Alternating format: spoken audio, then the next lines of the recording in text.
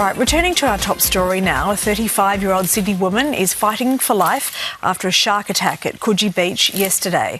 In the midst of the panic, one man's remarkable bravery may have saved her life. 24-year-old off-duty lifeguard Charlie Verco was paddling nearby when he heard the call for help. Yeah, instead of fleeing, he headed straight toward the danger to reach the injured swimmer, bringing her safely back to shore in a selfless act of courage.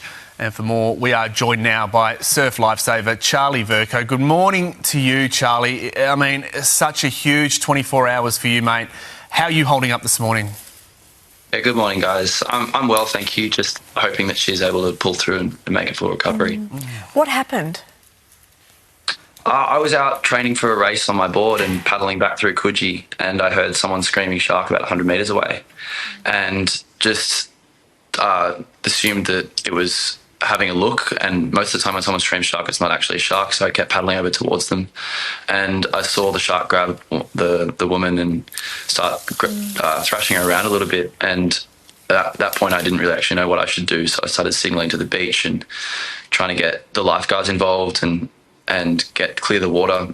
And I saw the shark actually come out of the water and was pretty shocked with the actual size of it. Well, what did it look like, Charlie? Explain that, mate.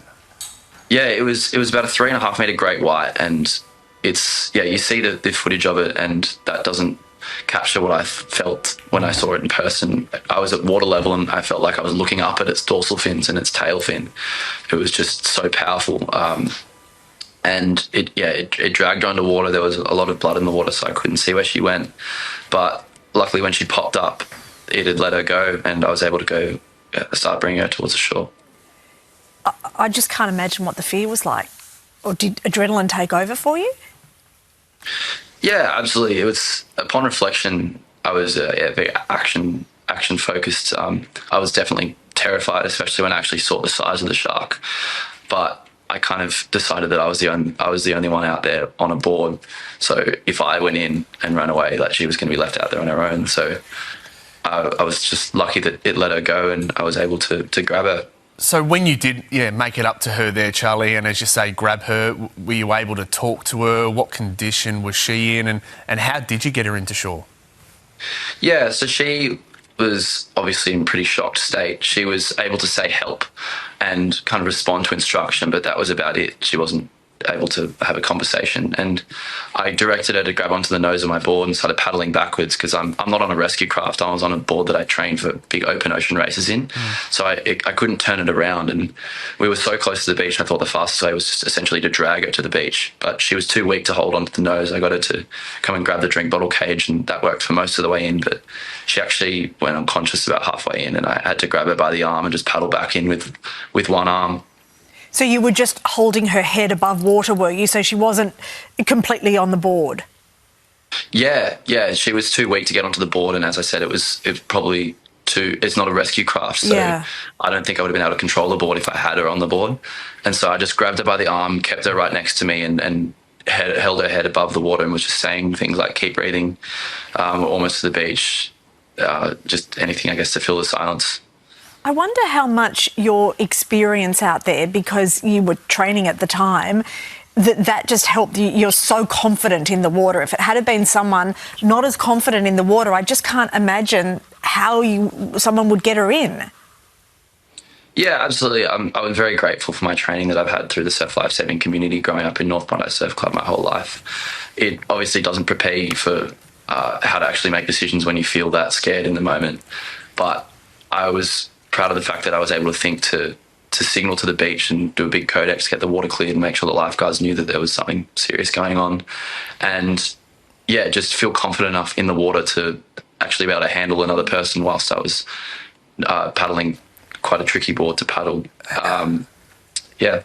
I mean, and she's quite lucky as well in the sense that, Charlie, you were actually paddling from Bondi to Maroubra, which is a huge distance. You just happened to be 100 metres away from her at the time. If you weren't, it would have ended very differently. Yeah, absolutely. I still overall wouldn't classify her as lucky. I think that was a pretty unlucky thing to happen. She was doing all the right things, swimming on a really clear day during the middle of the day on a busy beach, not very far from shore at all. But Yeah, it was just a coincidence that I happened to be nearby on a board. I can guarantee you, if I was swimming, I would have just swam straight to the beach. Yeah, as you say, near the shore, between the flags, hadn't been raining, wasn't murky water, wasn't at dawn or dusk. You know, just an extraordinary event that happened, and you were right there. And I know when our producers spoke to you yesterday, you were there with your mum. I cannot imagine how proud she is of you. Just an extraordinary thing, Charlie. I mean, I don't know how you look back on this. I mean, how have you even processed the last 24 hours?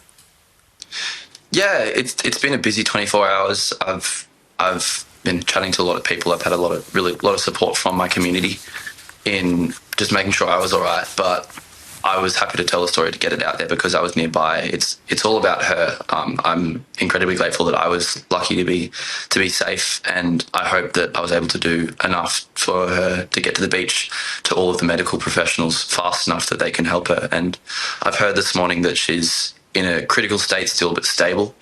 And so I'll be happy as long as she pulls through. Yeah, we're thinking of her, and just what an extraordinary thing that you did, and how you've given back over these years with surf lifesaving. It's amazing. Incredible. It's amazing. And no doubt about it, Charlie, you are a hero, mate, that you have done this for her. You have run into the face of danger there, mate, and an incredible story to tell. So thanks for your time this morning. Look after yourself. Thank you, guys. I really appreciate it. Yeah, we really appreciate you being with us. Wow. Yeah. I just can't process that. Incredible. And I mean, and how his The extraordinary bravery of such a young man. Yeah, but how his family must be feeling. And of course, we're thinking of that woman who is in hospital, and about her family today as well.